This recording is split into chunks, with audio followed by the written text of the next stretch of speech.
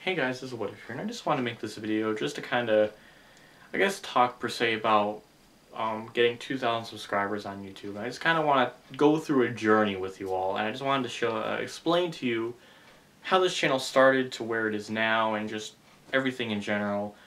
So, without further ado, I might as well start talking about it. So, pretty much this channel started in March of 2010.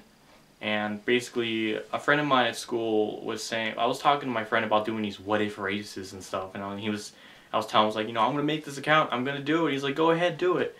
So I made it.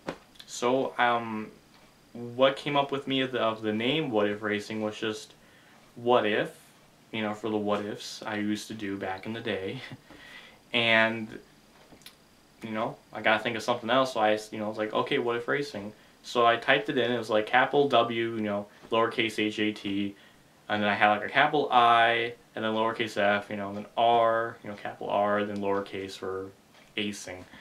And somebody in the deep sea of the internet must have had that name, so I decided to capitalize the F and the R, remain everything the same, and that's what it is now, that's what it looks like. So that's where the name kind of came from. Nothing really too fancy or spectacular about that. It was just kind of, it's like, oh, somebody has that, just upper and lowercase, some, like, two things, and then I guess it'll be alright. So I did that, and everything was fine. So, literally from March of 2010 to December of 2010 was just all just what if races. That's all I did for, like, those 7 months, was just those, and I got them done. Had me on, like, a little shitty-ass website for them to show all the stats and everything, and it was just something I liked to do, and I really didn't think anything much of it at the time because I had my Rambox channel. And I had a decent amount of subscribers on there, like 200 at the time, but I had a couple of people watching, and I used to do those most of the time. And I always kind of thought in the back of my head, like, I always wanted to do kind of like racing videos and everything. I even did some on my Rambox one years and years prior to all this, and the thing is, like, I just didn't really think about, going all the way with it and, like, actually making an account and doing it. Until I saw two people doing them. At some point during December of 2010 to about February of February 2011, I saw these two people, Joseph Lombard, N2SD4, and Reverend Lateralis doing these NASCAR 9 online public lobby videos. And a lot of it was just like, Reverend had his WTF crashes, Joseph had his crazy crashes. And those two got pretty decent chunk of views from doing that. And I was watching this and I was like, this is really entertaining to watch. So I was like, I want to make them too. Why not? I thought it'd be cool. So I did them, and if you look back on my old account, or at least this account, you can see that I had to point at the TV, like Reverend Joseph did at the time, and it was terrible because the angle was slanted. The angle on my TVs is actually what it is to this day, and it was absolutely god awful. It was terrible. You can hear TV stuff going on in the background of what I was watching. So sometimes it was either stuff on Adult Swim or stuff on actually watching the race. Because I have two TVs in my room. I have one for my gaming one and one for my just watching TV thing. So I was doing that, and for a little bit there, I was enjoying it. So I was starting to like them more and more, and I was starting to kind of feel like a fanboy. It's like, oh my god, I'll be so cool if I could be in a Joseph video or a Revan video. And I was like, not pestering them, but I was always just like joining a lobby that they were in or something. And because I'm somewhat of a decent racer of NASCAR 9 back in the day, they kept inviting me to races, or I was able to join, and they weren't gonna kick me out because they knew I was good, so there wasn't any problem. And it was just kind of fun, it was just, again, I wasn't being like this disturbing fanboy that would message people all the time, but I would join their lobby, I'd do a public race, didn't cause any bullshit, didn't cause any problems, and that was really it. So the more I kept racing with them, I think the more Joseph and Reverend were thinking, hey, this guy's alright, he can race in our lobby, so it's alright, he's cool. So I didn't think anything much of it. I just thought maybe I could just be in a couple other videos and that would really be it. And I guess it kind of that wasn't the case, because I'm still talking to him, to this day. So it's kind of neat. So that's kind of how it started. Again, NASCAR 9 days were a lot of fun, because I got to kind of get used to start making these videos and kind of grow a fan base, because at the time I only had like maybe 30-50 subscribers from doing these what if races, which is still speechless. I'm surprised I even have that many watching for the what if videos. And it really helped me grow my channel just from that start. NASCAR 9 was definitely like the seed, or at least the beginning sprouts of that tree. The what ifs were like the seeds, and NASCAR 9 was kind of like it was growing. I don't know, whatever analogy what I was going to use. That's really it. So with that, with NASCAR 9, I had like these couple series. I got like weird funny wrecks, NASCAR 9 saves, NASCAR 9 like wins I would get, and when hosts would just kill the lobby or something. Like, I had a couple of those. And where I got my name, where I got the name of Weird Funny Wrecks from was, I didn't want to copy Joseph or Revan. Joseph and Revan had their own way of saying, you know, wacky crashes or something. So I was thinking, wacky crashes, or I don't know, I was thinking something that those two haven't had. So I was like, okay, NASCAR 9 has weird wrecks of how they happen and how they go about with the physics. They're funny. So weird, and I had like a slash and then funny wrecks. So that's where it kind of came from. So thanks to NASCAR 9, I kind of did that for a while, for a very long time actually. So that's where it came from. And by the end of NASCAR 9, it was kind of somber. I think I had like my last race on there, even though it wasn't like my last race, but it was like the last one I really did, because I did a couple when NASCAR 9 was still online, when 2011 was around for a little bit, and I did a couple lobbies, but it's just the driving didn't feel the same. I just didn't feel as comfortable as I did on 2011, so I just kind of either did the races, finished terribly, or wrecked or something. But on my very last one that I wanted to do, I won, and I was trying to do my commentary on it. So that's like my earliest commentary video, was like my last race in NASCAR 9, which was, it's kind of fun to look back on. If you want to enjoy a shitty camera angle, then yeah, go ahead and watch it. So when 2011 came out, and with all the news surrounding it, we were really looking forward to it, because it was a new game, and we all despised NASCAR 9, just the way it was for so long. Even my older videos, I was just saying, you know, this is bullshit, I can't stand this. And then when 2011 came out, it was a complete train wreck, and even worse than before. When it first came out, it was so bad that people were going backwards, and nothing was being done about it. There's just so much problems on the start. Cars would be flipping, barrel rolling. Cars didn't even have bodies on them. It was bad. It was really bad. And with NASCAR, with 2011, that game is what kind of began to have a group of friends to be around. Because Revan and Joseph were kind of like my friends. My first two friends after a while. Had one friend, Kurt Busch fan, but we kind of went our ways after a couple years, and we didn't talk anymore. So I was really just on my own on Xbox Live. I really didn't have any friends. So those two were kind of like the start. And then 2011 is just where it just grew exponentially. Again, not like 1,000 people, but it grew to a lot more than what I had. And it was kind of fun, because I had people. Because when 2011 was around, I was still joining lobbies here and there, but I wasn't like really good friends with Joseph or Revan. Not really close, but like, you know, join their lobbies and everything. You really wouldn't talk to me, I wouldn't either. But as it kind of grew, probably somewhere around like race 200, or one of the weird wreck ones, just before the end of probably like the beginning of the second patch or something. That's when me and Revan really started to become good friends and just talk a lot more, and it kind of grew from there. And we would just stay up late at night and just bullshit about stuff for a while, and it was just kind of fun and everything. And like, you know, this is kind of what was fun about it. And with 2011, I had a lot more friends at the time. I started meeting people like Alex, Cake, Martin fan. I got back being friends with Routers again after a very long time. Jesus, Cleveland, Turbo, I mean, Bronx, LC, a lot of people, you know, and I got to know them. Some I know more than others, but still, regardless, they're still awesome people, and it just, that's where it really grew. From then on out, you know, I was just there, and from 20 with the fan base and a little bit of subscribers I was growing, I decided that, you know, I might as well keep doing this. I'm amazed people are actually giving a shit, so I kept doing them. And the best thing to do when you do have a following of any kind, you just gotta have a certain thing you want to do. You know, set your mind to what your channel wants to be. You know, okay, if you want to be racing or want it to be anime based, do anime based stuff or do racing based stuff.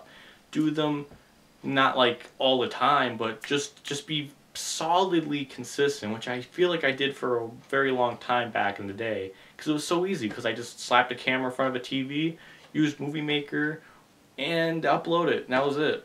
So it was pretty simple. And as the years went by, things have gotten a little bit more complicated with everything, because I got better at editing somewhat, but 2011 is where everything started and when everything grew, and I got so much closer with everyone, and just the fan base in general started growing, and we were doing more private lobbies with all of our friends, and it'd sometimes be like 7 to 8 people just doing races at Talladega.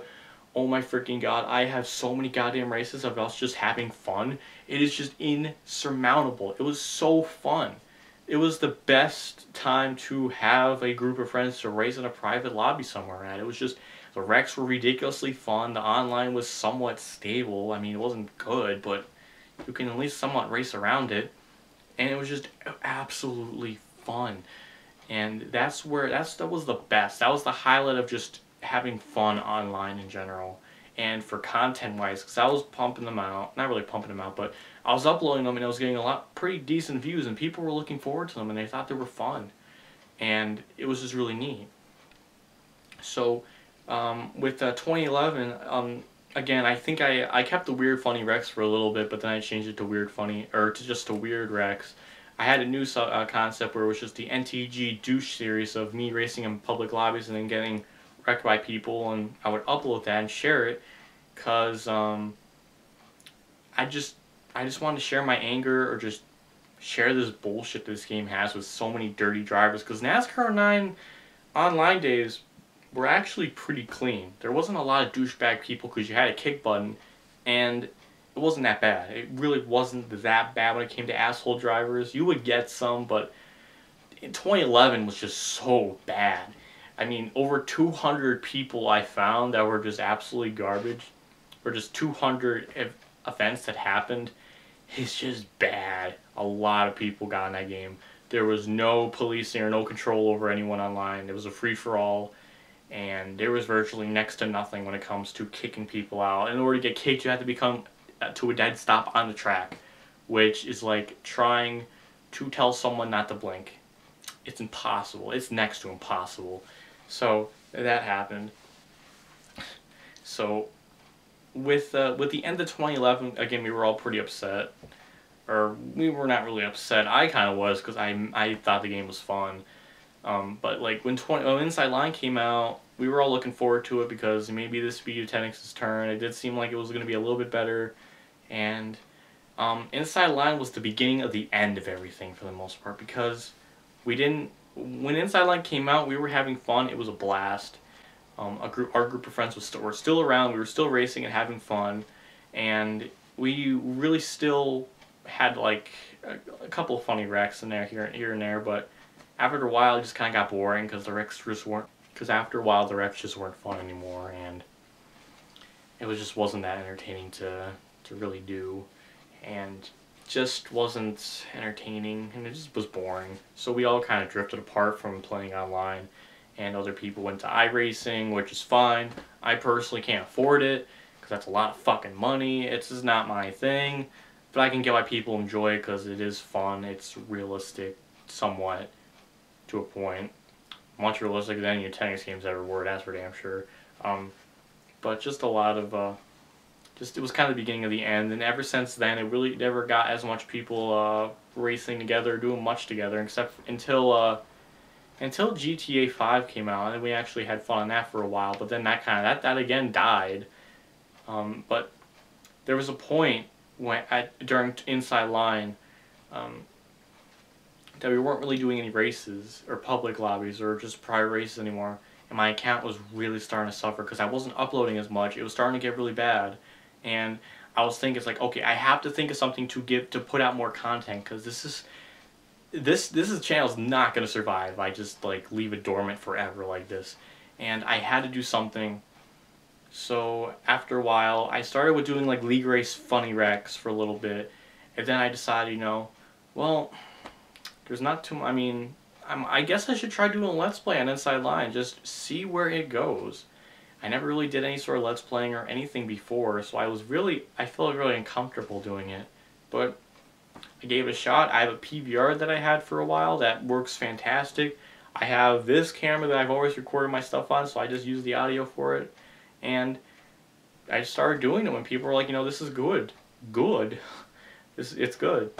And for a lot of them, for like the first 17, 18 of them, got a pretty damn good amount of views in general. Just a lot of views. Like, I was shocked. So I was thinking, wow, people really like this. But it seemed like it was a phase because I didn't start uploading as much anymore, and it started becoming less and less vacant, and I was doing other stuff, and I just kind of forgot for a little bit there. And by like around, I don't know what race it was, maybe like race 18, there was just a long delay. It was like 2-3 months where I just wasn't uploading anything. And that kind of killed it, because after that the views were just terrible. They weren't as big as they once were. It was definitely a decrease, and I should have never done that. But again, it was a pain doing it on Movie Maker that I had at the time, and it just wasn't really that good. But ever since I got Sony Vegas last year, everything's been much smoother and a lot more efficient way of making videos, and it was a lot easier to do and everything. And when it came to my channel, when it comes to other racing games, I did F1 for a while. I have a lot of videos on there, and a lot of people liked them. Some people said I was terrible and all this crap, whatever.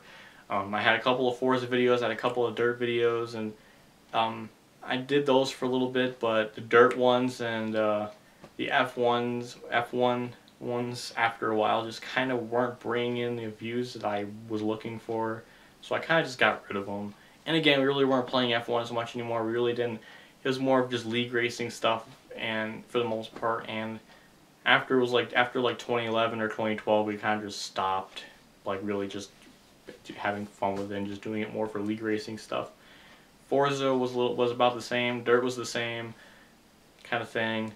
And now only thing I have left now is NASCAR, because now a lot of my friends have iRacing. They have other things, and some have Xbox One, some of them are on that, some of them moved over to PlayStation 4. It's just kind of what's happened. It's just normal.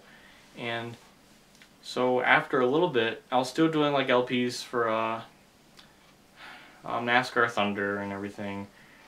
And at some point, when Stuart came back to racing, I was just like, hey, I was looking through YouTube and I was like, there isn't that many every win videos of drivers. There was only maybe a few from different people, and some were good and some were bad, or some were extremely outdated, or some was like the editing was so damn choppy and it just didn't really work at all. Some of the audio thing was just like, one clip was so loud and the other one was so low. One had one sound not coming from the left and none on the right. So when I did my Tony Stewart one, I was just like, I have this list I had for a long time. I wrote it down.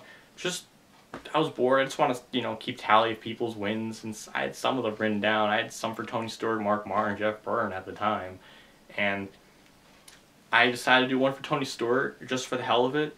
So I just started doing them, and again, it's not perfect. With the first one, I wanted to have a theme where I was just like, the intro would have like a funny witty quote from a driver, but then when I got to my next one, I couldn't really think of anything, so I kind of just ended it right there. And with Tony Stewart ones, like, it got a shit ton of views. Like, it got over 12,000 views now. It's amazing. it blew my mind. I didn't think it would get that many views. And from then on out, I decided to do every win videos. And it really kind of grew. A lot of people really like them. And I've done pretty much every major driver from the 90s. I'm almost like, when I get done with this season and like when I do it for season 5, it will be like all of them. It'll be like almost all of the major drivers, except for like a handful. And the viewership and fans I've gotten grew from that exponentially. Like in 2014, it took me all year to get like 400 subscribers. And this year alone, we're not even halfway through this year, and I'm already about 600 subscribers more than, I already have an extra 600 subscribers this year alone. And by the end of this year, it's going to probably double, maybe even triple that amount that I had back in the end of 2014. It was incredible. I didn't even think about it, and that's pretty cool. You know, when you get to a certain amount, it starts to kind of grow. But again, you have to be consistent on uploading stuff for the most part. I've been trying to do updates on sometimes why I'm not around or just what's been going on, because I don't want to leave people in the dark. I haven't done that all the time. It's something I'm still new to doing. And I do have a job now. I do have stuff to do. I have my own payments to do. I have my phone bill to pay. I have my Xbox membership I have to keep going. Just, keep gas in my car. Have something to drink, have stuff to eat. Not a lot, just snacks and everything. And it's nice. And I also get I'm also a partner on YouTube. I get money off my own content. I try to pick which stuff I want to monetize. I just think it's bullshit to monetize just a random vlog of what's been going on. Like, I'm not that desperate to leech off people or monetize everything off my videos. Main content stuff, yeah, sure. But if it's just an update of what's been going on, or if it's like I don't know what it would be, like a vlog or just something updating what's been going on, I just don't see the need for it. So, that's just what I do. So now, that's pretty much a cliff notes of my channel and everything that's kind of been leading up to it. A lot kind of happened the past 5 years. In fact, we're over 5 years now. A little bit over, actually, like 5 years and like 1 month, 2 months now. It's amazing how much time has passed and how much everything's kind of grown. I have over 2,000 now, 2006, 7 now. It's just amazing. It really, it's just, it blows my mind. And even when I do my NASCAR 14 stuff, that's getting a lot more views. I used to struggle just to get 100 in a week, and now I'm getting in 2 days, 2 to 3 days. It's definitely steadily increasing, and if I do more stuff, and just continue to upload NASCAR 14 stuff, even on a weekly basis, even once every 6 days to a week, that'll be fine. And if I keep consistently doing that and just doing these every win videos and just maybe other random shit, man, I don't know.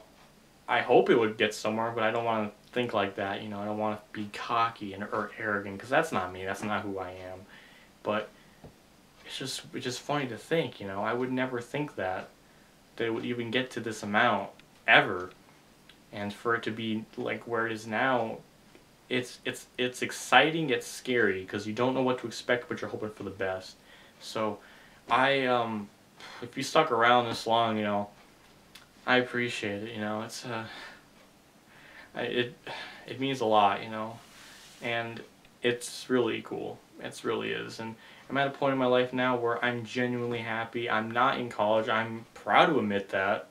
It may not be the absolute best decision. People always give me weird looks about it, but I don't want to be $100,000, $70,000 in debt. We're not really doing the best financially now. There's no need to make that worse. So I'm fine with it. My parents are so cool and chill. They understand. They don't want to push me up to do it. My sister didn't do it either, and she's fine. My parents didn't do it, and they've been fine for a while, but shit's been going down now, which is a story that I will just not ever explain because it's way too damn personal and everything. So if if I continue like where I am now with just, you know, working part-time, getting money, and then getting money from YouTube, I'll be pretty decently set. I'll be pretty comfortable with everything. So I'm just happy, and that's, you know, how it should be, you know. Just, you know, do what you feel that makes you happy. Don't listen to anyone else, you know, to a certain point, but do what makes you happy. And right now I'm pretty happy for the most part, more happy than I've been in such a long time. Just on a consistent day-to-day basis, it's definitely been an improvement. And thanks to you guys, you helped me out a little bit, so thanks. So I can't thank you more than enough for checking this channel out, even checking more of my content in the future, I hope. I don't know.